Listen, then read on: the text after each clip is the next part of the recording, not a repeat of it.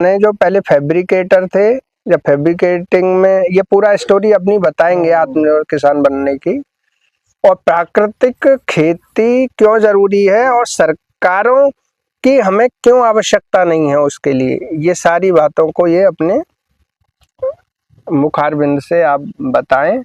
और ये ब्रज क्षेत्र के सब किसान बैठे हैं आपके सामने, और यहाँ पहला बीज डालने प्राकृतिक कृषि क्रांति का आप यहाँ आए हो, तो आपसे आपका स्वागत भी है और आपसे निवेदन भी है कि ऐसा मार्गदर्शन आप दो जिससे कि किसानों की चिंता दूर हो जाए। एक बार मेरा सभी को नमस्कार। जैसा केपी सिंह ने बताया, मेरे लिए कुछ ज्यादा बड़ा बता दिया। मैं बीज डालने नहीं आया, बीज तो इस धरती से भगवान कृष्ण जी ने गाय बचाने का पहले ही डाल चुके थे। और मैं एक कहानी के माध्यम से, जैसा मुझे अनुभव होता है, मैं ज्यादा आध्यात्मिक पूजा पाठी व्यक्ति नहीं हूँ। मैं भगवान कृष्ण जी जो बताते ना, यानी कर्म में विश्वास रखने वाला व्यक्ति, तो मैं उनमें से हूँ। शायद कुछ लोगों को गलत भी लगेगा, नहीं लगेगा, और मैं कर्म प्रधानता वाला विचार वाला व्यक्ति हूँ। तो यहीं से एक मेरे मन में एक बात आती है, जहां आज मैं आया हूं, मैं बहुत सौभाग्यशाली हूं कि आप लोगों ने मुझे यहाँ आज बुलाया। और सुबह 6 बजे से मैं निकल के मतलब सफर करने पे मतलब आप लोगों के बीच में आया हूं। तो एक मैं छोटी सी एक कहानी आपको सुनाना चाहूंगा, क्योंकि गाय भगवान कृष्ण जी से तो जुड़ी है ही है, लेकिन मैं एक अलग तरीके से भगवान कृष्ण जी की कहानी मैं आपको सुनाऊंगा, शायद आपको अच्छा लगेगी।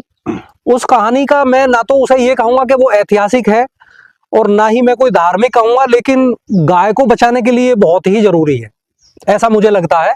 तो आपको मैं वो बताने शुरू करूंगा। जब भगवान कृष्ण जी छोटे थे, यानी बाल अवस्था में थे, तो जैसा हम सब जानते हैं, कृष्ण जी की कृष्ण लीला, रामायण, ये सब हमने देखी है और पढ़ा भी है कृष्ण जी के बारे में बहुत लोगों ने। तो वो थोड़े उद्दंडी प्रवृत्ति के थे। सही है।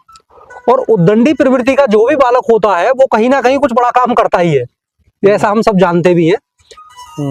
तो हुआ क्या कि वो थोड़े उद्दंडी थे, तो उन्हें संदीपन ऋषि के गुरुकुल में मतलब उसका प्रवेश करा दिया। लेकिन संदीपन ऋषि को ये पता था कि एक उद्दंडी बालक तेरे गुरुकुल में आ चुका है और गाय का बहुत प्रेमी है। तो संदीपन ऋषि ने बालकृष्ण जी जो थे, उन्हें गाय का ही काम सौंप दिया। बोले जिस काम का वो प्यारा है, उसी का काम उसे क्यों ना दे दिया जाए। अब संदीपन ऋषि ने क्या किया कि उन्हें जो है गाय का ही काम दे दिया। बोले भाई आपका काम ये है, आप पढ़ना, जो भी आपको सीखना है वो सीखना है, लेकिन जो आपकी जिम्मेवारी ये है कि गाय का गोबर, गाय का चारा, गाय को ये सारा काम, मतलब गाय की व्यवस्था रखना, ये सब आपका काम होगा। लेकिन वहां क्या हुआ कि धीरे धीरे उनकी शिक्षा आगे बढ़ती रही। तो हुआ क्या कि गाय का ये कथा मैं इसलिए सुना रहा हूं, क्योंकि खेती पे बात करने से पहले हमारी जिम्मेदारी ये बनती है कि खेती का इतिहास हमें जरूर पता होना चाहिए। सही है, बिल्कुल।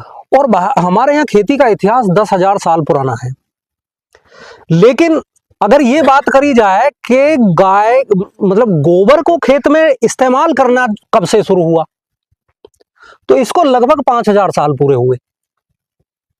और कहां से शुरू हुआ, वो इस कहानी के माध्यम से मैं आपको थोड़ा सा समझाने का प्रयास करूंगा। तो भगवान कृष्ण जी ने क्या किया कि एक जगह गोबर का ढेर, क्योंकि उस समय खेत में तो डालने की परंपरा थी नहीं, तो गोबर का ढेर लगता चला गया। और हुआ ये कि जैसे यहाँ पेड़ पौधे खड़े हैं, तो पेड़ पौधों की जड़ में आपने देखा होगा ना, जैसे कोई, हमारे यहाँ तो कूड़ी बोलते हैं जो गोबर का खाद डालते हैं, आपके यहाँ क्या बोलते हैं? भूरा बोलते हैं। तो जब भूरा आप डालते हैं और गलती से उस पे उसकी अगल बगल में कोई पेड़ या गन्ने का पौधा या कोई वैसा पेड़ हो, तो वो कैसा होता है? जोरदार, बहुत अच्छा होता है। वो ही प्रैक्टिकल भगवान कृष्ण जी के द्वारा संदीपन ऋषि जी के आश्रम में हो गया। ये चमत्कार जो भगवान बाल कृष्ण जी थे, उन्होंने अपने गुरुजी को, गुरुजी ये तो ये चमत्कार हो गया। गुरुजी को लगा यार ये तो बहुत अच्छा काम हो गया। लेकिन वो शोध हो गए, मतलब भगवान कृष्ण जी की शिक्षा पूरी हो गई, और जहां आज हम हैं, यहाँ वो अपने घर आ गए। अपने घर आने के बाद क्या हुआ, उस दौरान बहुत घनघोर बारिश हुई और बारिश होने के बाद जो हमारी उपजाऊ भूमि थी वो सब बह के चली गई। अब होता क्या, जब कुछ इस तरह की भूमि हो और पानी तेज बहाव आ जाए तो जो जमीन की सारी मिट्टी चली जाएगी तो पैदावार तो होगी नहीं। अब पूरे मतलब ये ब्रज में ये चिंता सताने लगी कि भाई अब किया क्या जाए। तो भगवान श्री कृष्ण जी ने अपनी माता से कहा कि माता ऐसे ऐसे हमारे गुरुकुल में एक ऐसा मतलब ऐसा प्रयोग हुआ था। उनकी माता जी ने उनके पिताजी से बताई बात, वो मतलब कुल मिला के उनके मंत्रिमंडल तक पहुंची बात, वो मतलब उस पर एक विचार किया गया। विचार किया जाने के बाद नतीजा ये हुआ कि भगवान कृष्ण जी की बात को सर्वसम्मति से वो प्रस्ताव पास किया गया और वो दिन दुनिया का पहला दिन था जिस शुरुआत गोबर को खेत में डालने की परंपरा भारत में या दुनिया में स्थापित हुई। और मैं देखो, मैं फिर बताऊं, मैं आध्यात्मिक ज्यादा, लेकिन साइंटिफिक बातों को हमें स्वीकार करना चाहिए। तो अब होता क्या है कि हम गोवर्धन की पूजा करते हैं दीपावली से अगले दिन। अगर गोवर्धन पहाड़ था तो गोवर्धन पूजा में गोबर का क्यों बनाया जाता, ये मेरे सवाल भी हैं। दूसरी चीज, गोवर्धन बनाने, भगवान गोवर्धन के रूप में हम उनकी पूजा करते हैं, वह गाय भी बनाई जाती हैं, छोटे बछड़े भी बनाए जाते हैं, वह दूध चलाने वाली कि ये शुरुआत केपी सिंह जी ने जो मुझे बता दिया, ये तो बहुत मतलब बड़ी बात बता दी, भगवान कृष्ण जी से तुलना मेरी कर दे तो ये तो भगवान कृष्ण जी पहले ही 5000 साल पहले शुरुआत कर चुके थे। सिर्फ उसको याद दिलाने के लिए, आप ऐसा कह सकते हैं कि उसे याद दिलाने के लिए आप सबके बीच में मैं यहाँ शायद मैं आज भगवान की कृपा से मैं आया हूँ। हो सकता है उस अभियान की द्वारा जरूरत हमें पड़ रही है और हम सब ये जानते भी हैं, क्योंकि आए दिन बीमारियां, और अगर विकास की बात करें, मैं सरकारों की ज्यादा बात नहीं करता, ज्यादा क्या बिल्कुल भी बात नहीं करता, क्योंकि सरकार एक माध्यम जरूर है। सरकार की बातें कुछ लोगों को अच्छी भी लगती है, कुछ लोगों को बुरी भी लगती हैं, उस चीज पे मैं बिल्कुल नहीं जाऊंगा। लेकिन ये मानना है कि सरकार कुछ नहीं कर सकती अगर समाज बदल देगा। बिल्कुल सही है। क्योंकि बहुत सारी चीजों में क्या है कि सरकार हमें अच्छा काम करने से रोक भी नहीं रही है। लोग कहते हैं कि मंडी नहीं होगी तो वो हो जाएगा, ये हो जाएगा। तो यहां से मैं छोटी सी बात अपनी बताना शुरू करूंगा। मैं जैसा केपी सिंह जी ने बताया, 2009-10 में मैं एक लोहे का काम करता था, यानी फैब्रिकेटर का काम बोलते हैं, जैसे ये आपका बना हुआ है, तो जाली गेट, एग्रीकल्चर के टूल, हल और स्टील फर्नीचर, ये सारा बनाने का काम मेरा अपने गांव में था। मैं ITI करने के बाद अपने गांव में चला गया और 2009-10 तक मैंने ये अपना काम किया। 9 और 10 में अगर किसी का लोहे से कुछ वास्ता रहा हो तो ध्यान होगा, उस दौरान रेट होता था 28 रुपए किलो, और 1 महीने के अंदर अंदर रेट चला गया 48 रुपए किलो। अब हमारा होता क्या था, कोई भी फैब्रिकेटर जो आज भी काम करता है, अब रेट क्या है वो नहीं मुझे पता, लेकिन उस दौरान क्या करते थे, हम 10 रुपए का मार्जिन रखते थे। यानी आप मेरे पास आए कुछ सामान लेना है तो 28 रुपए का मैं बाजार से लोहा लेके आया, 38 रुपए में मैंने वो चीज बना के आपको दे दी। उसमें कुछ प्रॉफिट, उसमें खर्चे सारे मेरे निकल जाते थे। लेकिन जब रेट ही 48 हो जाए तो क्या करेंगे। सही है। यहाँ बैठ ले जा। तो मतलब ऐसे करके कुल मिला के उस दौरान हमारे पे मतलब ऑर्डर ज्यादा आए, और मैं तो ये कहूंगा भगवान कृष्ण जी की ही ये कुछ लीला रही होगी। आप के बीच में हमें लाना था, 4.5 लाख का हमारे ऊपर कर्ज हुआ, और वो जो हमारा व्यापार था, धंधा था छोटा सा, वो हमारा सब बंद हो गया। हमारी मशीनें बिक गई, और यहाँ तक कि जब कोई आदमी ऐसी स्थिति में पहुंचता है तो उसके घर वाले भी फिर उससे किनारा ही करने लगते हैं। और मैं ये नहीं कहूंगा क्योंकि किनारा किया तो, लेकिन किनारा मेरे अच्छे के लिए किया, मैं ऐसा सोचता हूँ। तो मेरे पास ईमानदारी की बात ये है, आप मेरे घर में गांव में जाके भी पूछ सकते हैं, खुरपा दराती उस समय 10-15 रुपए की आती थी, वो भी मेरे पास नहीं थी। और हमारे पिताजी और छोटे भाई ने हमें 2 एकड़ खेत दे करके अलग कर दिया, और खेत भी वो दिया जो बहुत ही कमजोर खेत, ऐसा होता है ना किसान का, कोई कमजोर कोई तकड़ा, इस तरह का हमें दे दिया गया। हम 2 एकड़ में ही अपना काम चलाते गए। 1 साल हमने केमिकल की खेती की, जैसी आप सब लोग कर रहे होंगे। लेकिन गलती ये रही हमारे साथ, क्योंकि हम हिसाब किताब करते थे दुकान में, तो हम खेती का भी हिसाब किताब लगा बैठे। जब हम हिसाब किताब लगा बैठे तो पता चला कि ये 4.5 लाख का तो कर्जा पटना है नहीं, बच्चे पलने तो दूर की बात है। लेकिन हम कुछ विकल्प के रूप में, अब दिमाग क्या था कि हमारा दिमाग भी और पत्नी का भी ये भी लगता था कि भाई कहीं नौकरी कर लो, 15-20 हजार रुपये आराम से मिल जाएंगे, क्योंकि बहुत अच्छा मैं कुशल मिस्त्री था। लेकिन भगवान ने नौकरी का सॉफ्टवेयर दिमाग मतलब मेरे में डाला नहीं। सही है। ये सब ऊपर से होता है निश्चित। सही बात। अब हुआ क्या कि नौकरी को इच्छा नहीं, तो मैं खोज में निकला। तो जैसे मतलब मैं एक कृषि गोष्ठी में, सरकार की एक जो जिला गोष्ठी होती है उसमें जाने का मौका मिला। वहां मुझे जैविक खेती के बारे में बताया गया, तो मुझे लगा कि यार बहुत आगे आने वाले समय की जरूरत है। मैंने जो है, मैं ईमानदारी के साथ यही बताता हूं कि मैंने 2.5 साल जैविक खेती का भी अनुभव किया। और जैविक खेती बहुत ही बुरी खेती है, मैं स्पष्ट शब्दों में इसे कहने में कोई परहेज नहीं रखता। सही, बिल्कुल। जैविक खेती, किसान भूखा मरेगा, उपभोक्ता के साथ धोखा होगा। और मैं इस चीज को प्रमाणित भी कर सकता हूं, क्योंकि जैविक खेती प्रमाणीकरण के आधार पर चलती है, उसे कोई मतलब नहीं है। सिर्फ डायरी मेंटेन रखनी है, आपको कागज पूरे रखने हैं और आपका ऑर्गेनिक मान लिया जाएगा। एजेंसियां आपको प्रमाणीकरण दे देंगी। आपको कुछ लोग अवगत भी होंगे, जैसे ISO ISI होता है, ये सब कागजी बातें हैं। कागजी बात है। लेकिन इंसान के साथ तो हम फिर भी धोखा कर रहे हैं। बिल्कुल सही है।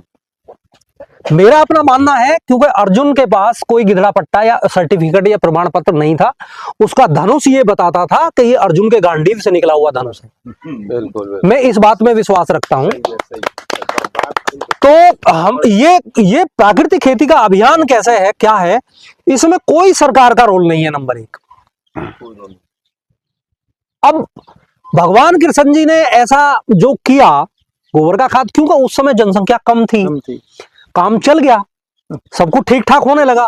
लेकिन बीच में क्या हुआ कि हम गुलाम हो गए, और गुलाम होने के बाद मैं आपको इस कार्यक्रम के माध्यम से, क्योंकि बात बहुत महत्वपूर्ण है, जब अंग्रेज हमारे यहाँ आए तो अंग्रेजी ब्रिटेन सरकार ने एक अध्ययन कराया। अध्ययन क्या कराया कि आप ये देखिए, भारत की जो रीढ़ है खेती की, मुख्य बात वो है क्या। तो निकल कर आया उस रिपोर्ट में, तो उन्होंने बताया कि भारत के लोग गाय पालन करते हैं और गाय के गोबर का उपयोग करते हैं। बोले अच्छा।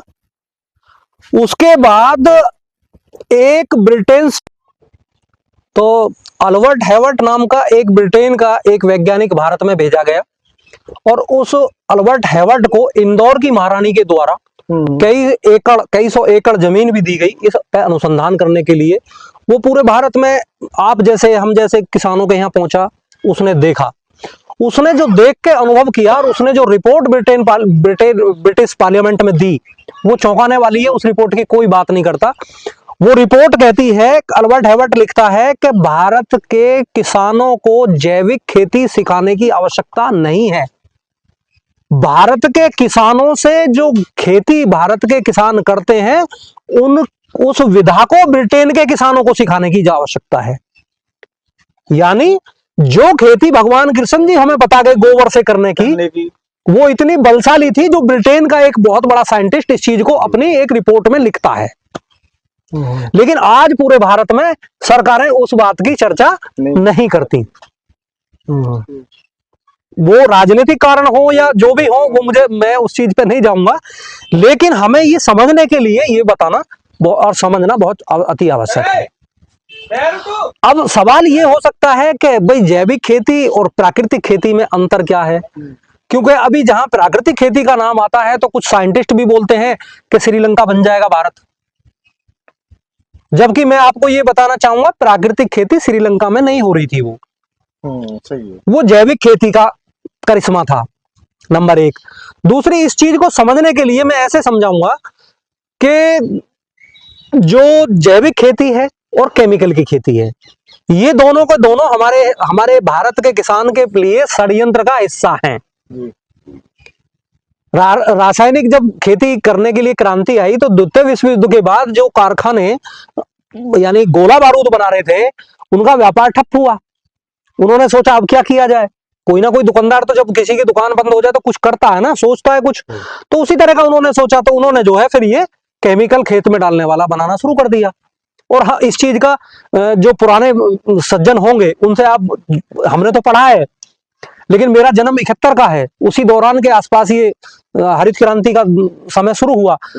तो ऐसा बताते हैं कि जो सरकार के द्वारा ही, अब देखना, हम लोग मानते हैं कि सरकार ही कुछ करने वाली है, लेकिन सरकार ही हमारे साथ क्या कर रही है, सरकार के द्वारा जो जिला स्तर, गांव स्तर पे जो काम करने वाले अधिकारी कर्मचारी होते हैं, उनको गांव-गांव भेजा जाता था और बोले कि भाई ये खाद आप खेत में लगवाओ। खेत में लगा, सही। किसान नहीं लगाता था, किसान इतना समझदार था हमारा, नहीं लगाता था, लेकिन उन्होंने रात बेरात अंधेरे उजाले एक किसी कोने में लगा दिया।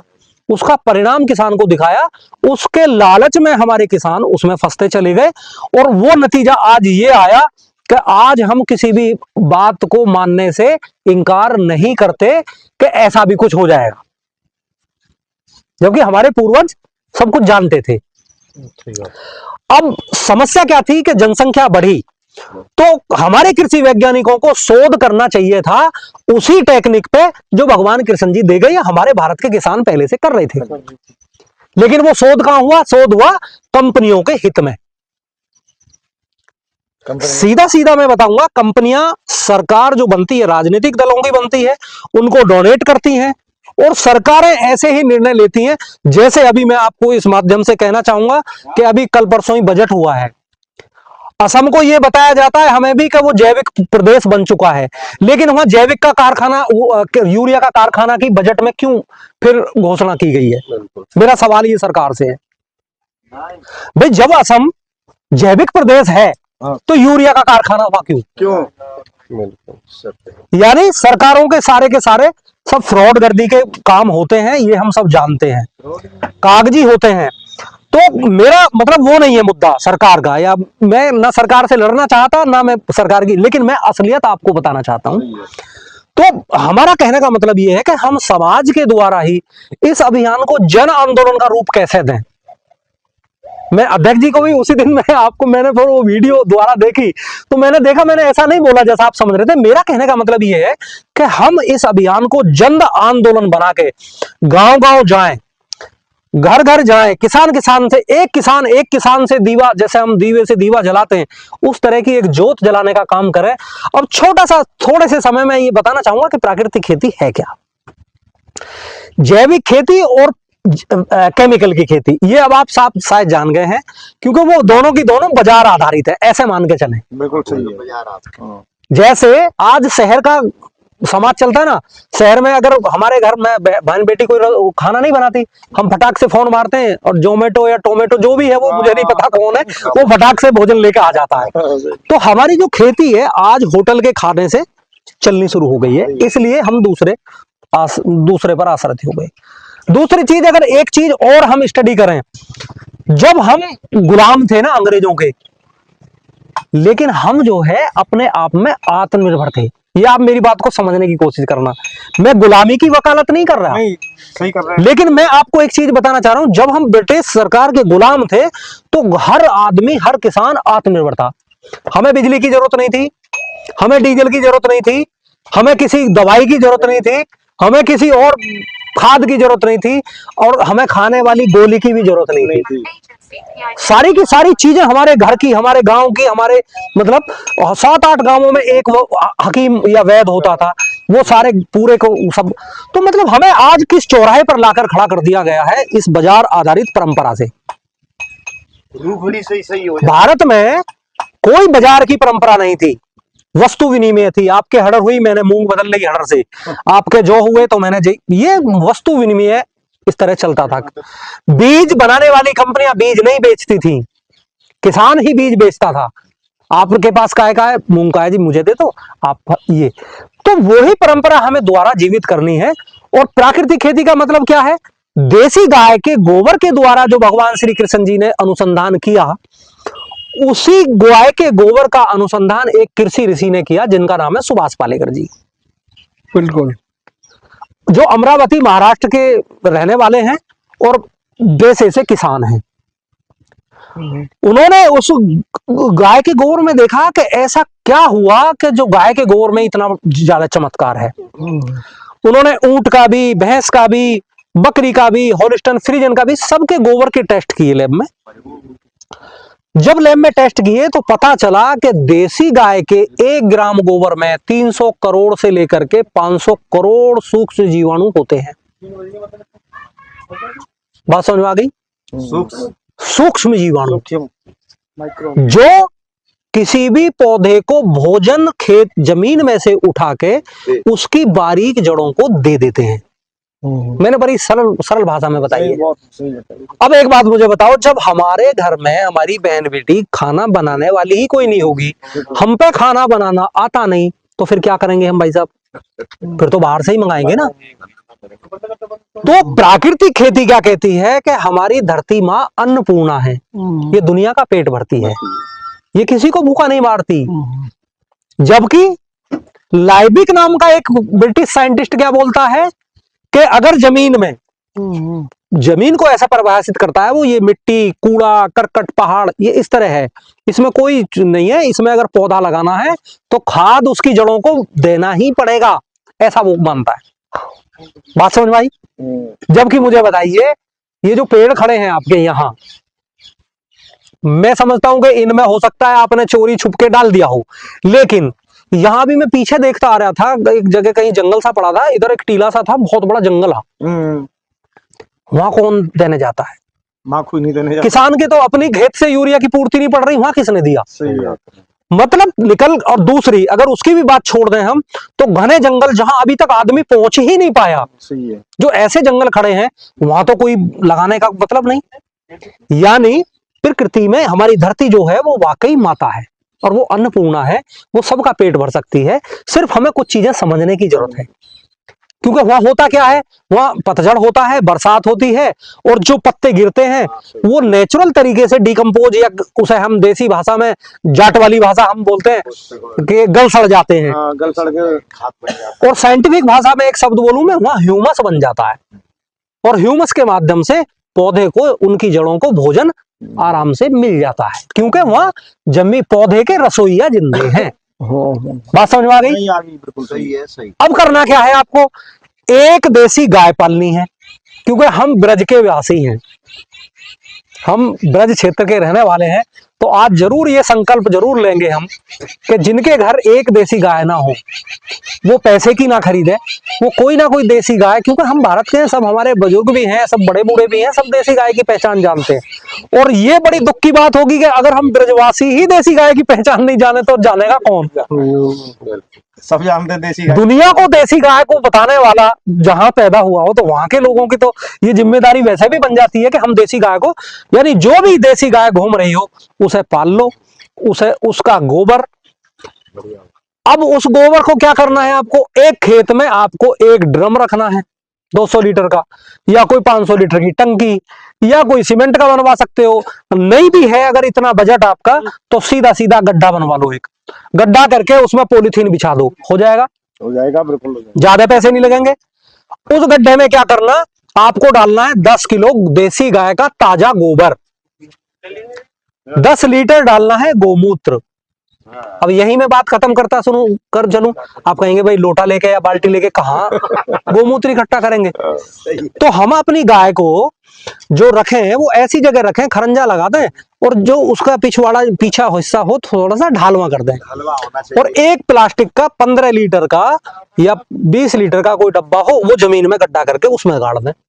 उसके ऊपर कोई फट्टा या कोई पत्थर, पटिया बोलते हैं जैसे पत्थर की, वो रख दे, आपका पैर ना गिरे ना गाय का गिरे, उसमें गोमूत्र आराम से इकट्ठा हो जाएगा। क्योंकि गाय इंसान से भी कहीं ज्यादा समझदार है, वो एक जगह ही करती है, वो भाग दौड़ पूरी करती है, क्योंकि उसकी प्रवृत्ति है। तो अब क्या होगा कि वो गोमूत्र उसमें इकट्ठा हो जाएगा। अब आपको क्या करना है, उस गड्ढे में या ड्रम में 10 किलो ताजा गोबर, 10 लीटर गोमूत्र, 1-1.5 किलो डालना है आपको गुड़। गुड़ हमारे यहाँ आसानी से मिल जाता है, मैं गुड़ के विकल्प में नहीं जाऊंगा। और 1-1.5 किलो डालना पड़ेगा आपको किसी भी दलहन का आटा, और 1 मुट्ठी डालनी है मिट्टी, जहां केमिकल ना लगाओ वहां की। यानी हमारी भारत माता का एक मुट्ठी, यानी जहां बैक्टीरिया जिंदे हों, और 180 लीटर पानी डाल देना है उसमें। ये बन गया आपका लगभग 200 सवा 200 लीटर लिक्विड। एक डंडा रखना है अपनी हाइट से ऊंचा, पकड़ के घड़ी की दिशा में घुमाना है, जिस तरफ घड़ी घूमती है, उल्टा नहीं घुमाना। ठीक है। क्या है कि उसमें जो बैक्टीरिया हैं वो एरोबिक है, हवा के साथ जिंदे रहने वाले हैं, उन्हें प्राणवायु चाहिए, ऑक्सीजन चाहिए। तो सीधी दिशा में घुमाना है, टाट की बोरी से ढकना है, सीधी धूप ना जाए और बरसात का पानी ना जाए, ऐसी व्यवस्था हमें करनी है। सर्दी के मौसम में 5 से 6 दिन में बन जाएगा और गर्मी के मौसम में 3 से 4 दिन में बन जाएगा। ये जीवामृत है इसका नाम। और मैं आपको खुशी की बात बताऊंगा, आपको अगर सरकार की समझ आती है तो इस बात को सरकार ने भी स्वीकार कर लिया है। हम तब से कर रहे हैं, तब सरकार हमें बोलने भी नहीं देती थी, आज सरकार हमारे घर आ रही है। मैं इसमें बड़प्पन की बात नहीं बता रहा। 2-3 एकड़ के किसान के यहाँ सरकारी नीति आयोग के उपाध्यक्ष, चीफ सेक्रेटरी और पंतनगर, जहां से हरित क्रांति का जन्म हुआ हो, ऐसे साइंटिस्ट आज हमारे खेत पे आ रहे हैं। तो मतलब हमारी जिम्मेदारी तो ये बन ही जाती है, क्योंकि हम किसान हैं। हम अपने बचने की बात कर रहे हैं, हम सरकार बचाने की बात नहीं कर रहे, हम स्वयं बचने की बात कर रहे हैं, और हमारे जो मित्र बंधु शहर में रह रहे हैं उन्हें बचाने की बात कर रहे हैं। नहीं तो आए दिन कैंसर और इन चीज में मैं ज्यादा समय नहीं लूंगा, क्योंकि आप सब जानते हैं क्या हाल हो रहा है। अगर विकास की बात करें तो मेडिकल स्टोर और हॉस्पिटल ही खुले हैं जी। सही है जी। मुख्य विकास में तो हमारी हालत तो, अगर हर साल मैं सुनता हूं कि सरकारें ये बीज लेके आई हैं जी, किसान की इनकम 10 गुनी कर देंगी। अगर ऐसे इनकम होती तो किसान की तो बेचारे की 1000 गुना हो जाती आज तक। बिल्कुल सही है। किसान वहीं का लेकिन किसान वहीं का वहीं है, किसान के आज खर्चे नहीं चल रहे। तो हमारी जिम्मेदारी ये बनती है कि हम आत्मनिर्भर किसान बने, एक गाय पालें, जीवामृत बनाएं।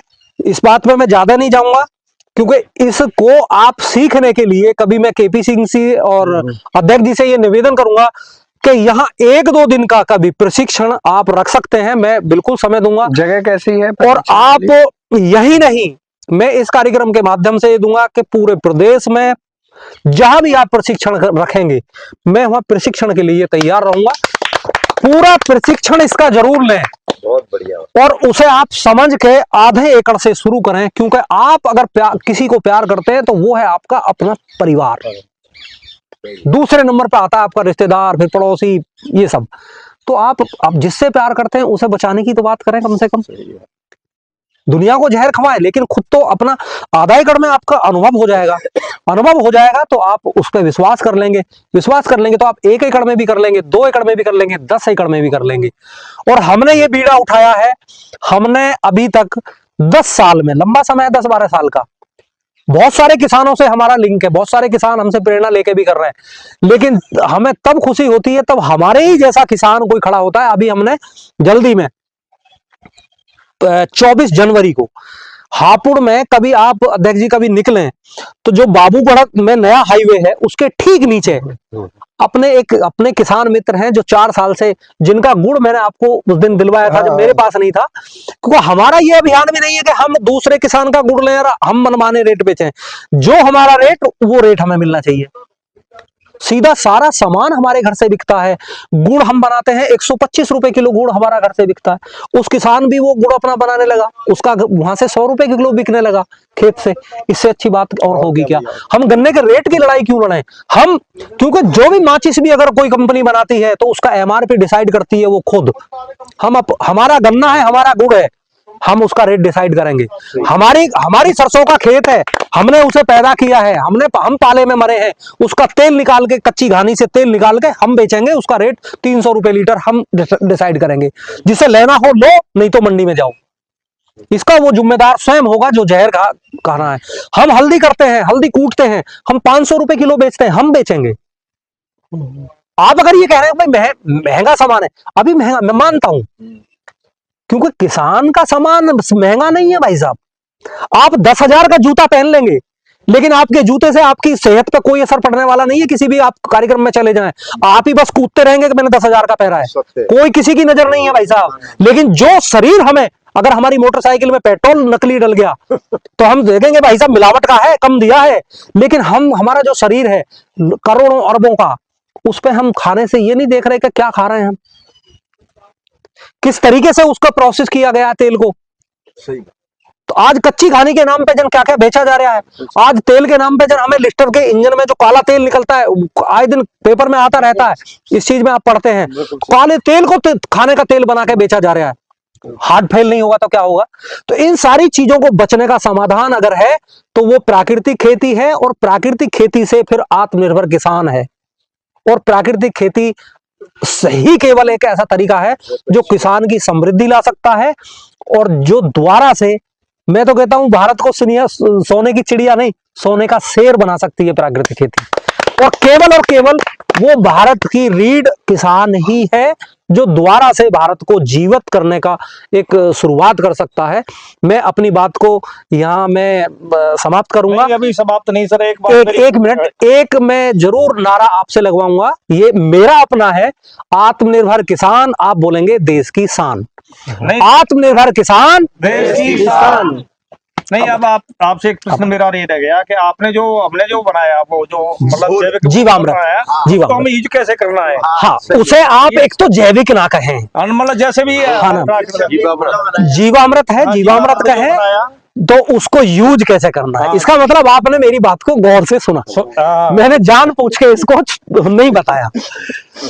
इसको यूज कैसे करना है कि अब जब आप शुरू में कर रहे हैं खेती शुरू, तो आधा एकड़ खेत में जब भी आप पानी दें, आप खेत बोने से पहले पलेवा बोलते होंगे। जी हाँ, पलेवा के साथ भी, पलेवट के साथ भी आधा एकड़ खेत में कम से कम 200 लीटर जीवामृत पानी के साथ दे दें। जी ठीक है जी, दे दिया।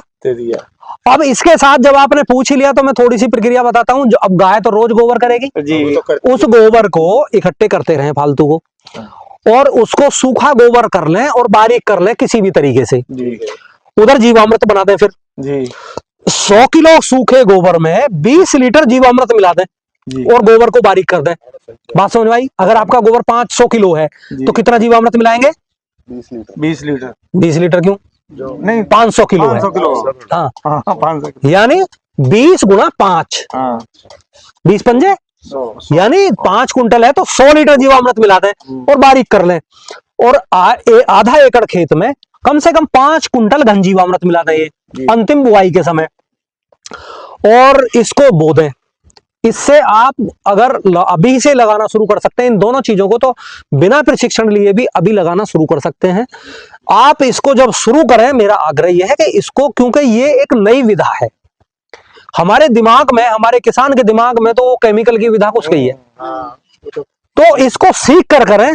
आप जब भी 1 दिन का 2 दिन का 1-2 दिन का आप रख सकते हैं, और प्रशिक्षण आप यहाँ रखें। आप अगर इसको देखने के लिए मेरे यहाँ आना चाहते हैं तो वहां भी आप प्रशिक्षण कर सकते हैं, कोई दिक्कत नहीं है। आपके रहने की खाने की व्यवस्था हम लोग करेंगे।